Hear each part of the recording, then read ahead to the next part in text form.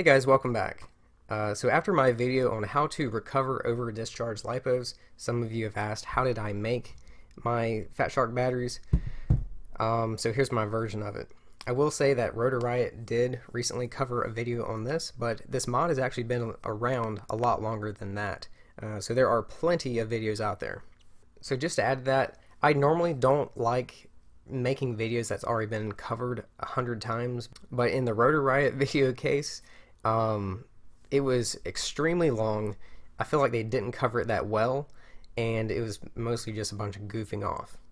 I mean, there's nothing wrong with that. I do enjoy their videos, but like I said, they just didn't cover it that well, and I feel like somebody could damage something or get hurt if they don't do it the way you're supposed to.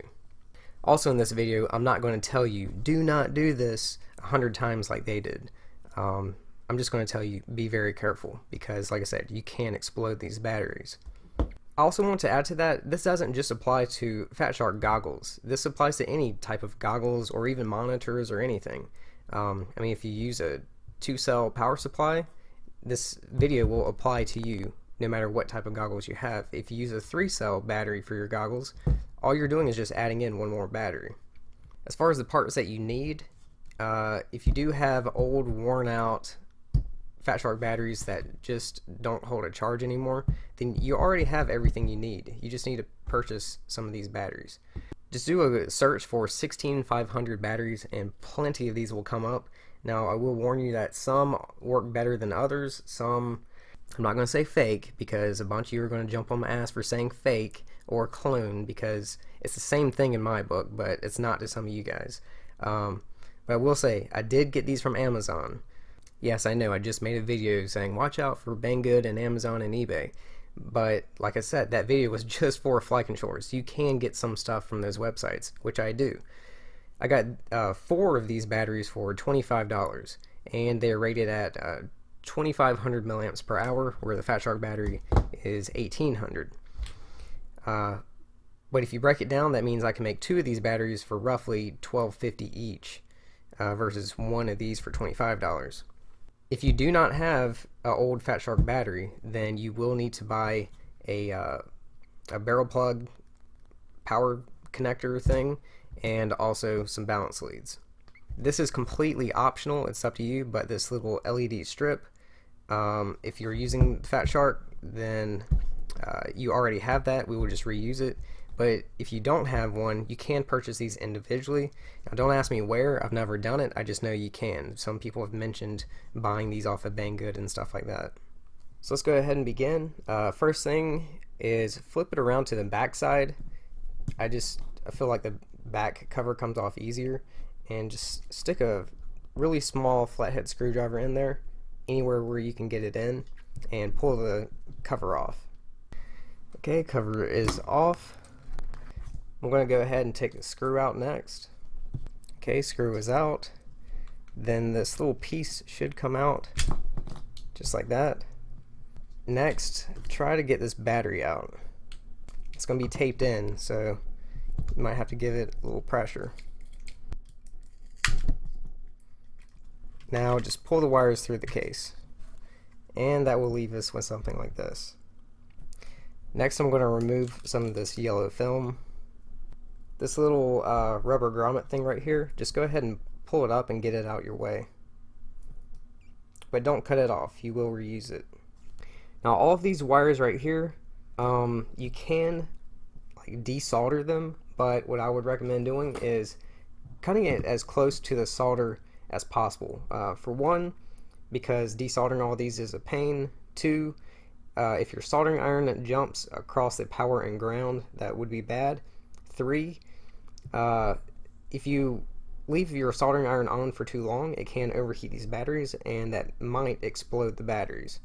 So I'm just going to clip it as close to where they're soldered on as possible, just so I can keep as much length as possible.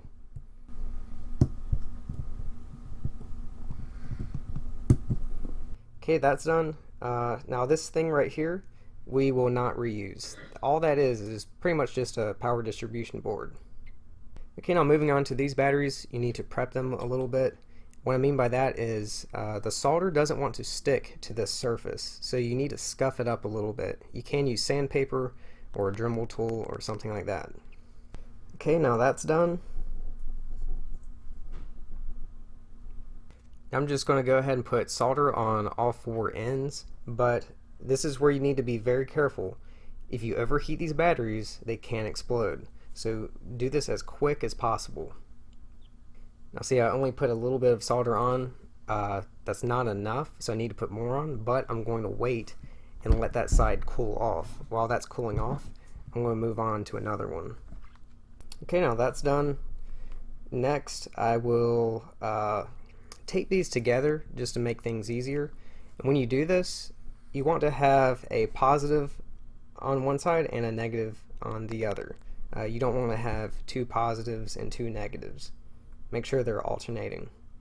Okay, they're taped together. The next thing I will do is go ahead and we're just going to make a bridge with a piece of wire. For this, I'm just using a very short piece of 20 gauge wire, and I'm just going to hold it up to, line it up across this to kind of get my measurements. Now I will make my cut. Take some of the jacket off on both ends. Then I will tin both ends and then solder the wire on.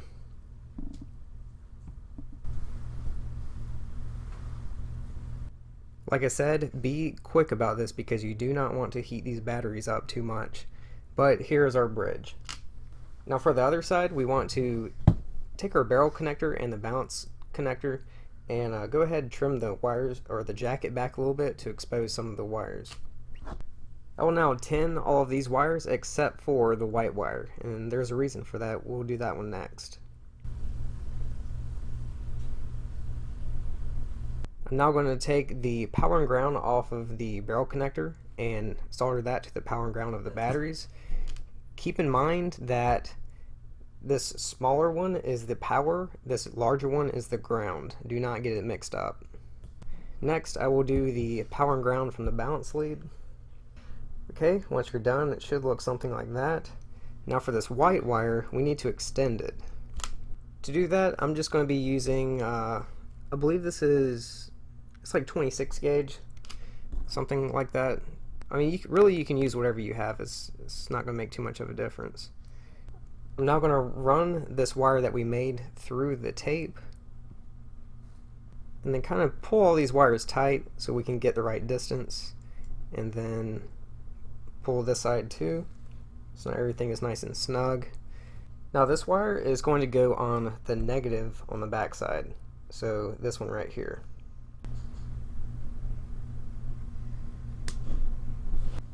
And solder it on.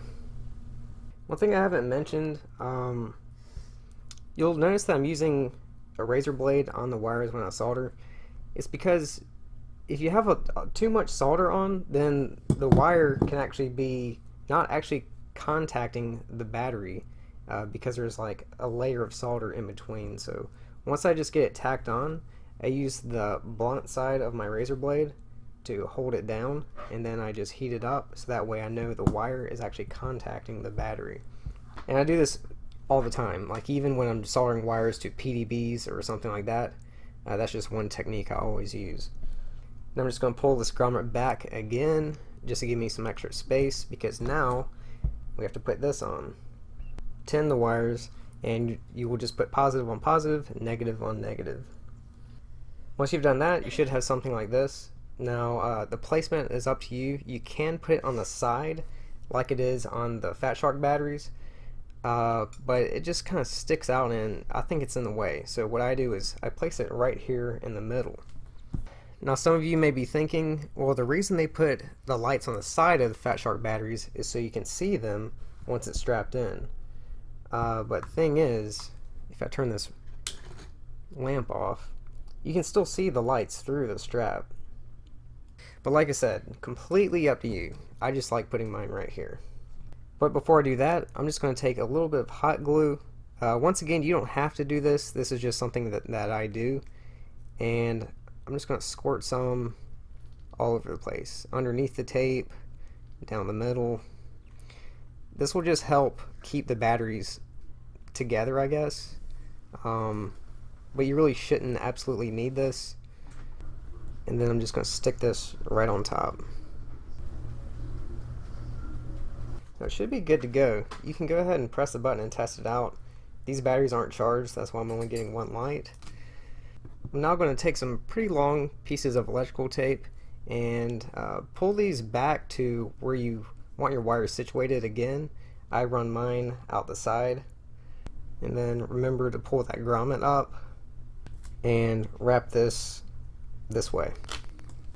And you should have something like this. Obviously remember not to cover up the LEDs, but the important part is you really just want to try to cover up at least the majority of the battery ends. Now I'm just going to take some heat shrink. This is completely up to you. You could just wrap the whole thing in electrical tape. This is 30mm, by the way. And one tip I have, this does not slide over electrical tape very well, so I just cup one end with my hand and then I'll blow into the other, and that moisture will kind of help it slide on. Alright, heat shrink is on. Now I'm just going to heat it up. Now I'm just going to trim up the excess. Take the rubber grommet and push it back, and there you go, you're done. The last tip I have is these are not lithium polymer batteries. These are actually lithium ion. So if your battery charger has the lithium ion setting, charge these with that setting. If it does not have that setting, then just stop at 4.1 volts. Don't go to 4.2. There is a difference between these. So thanks for watching. I'll see you next time.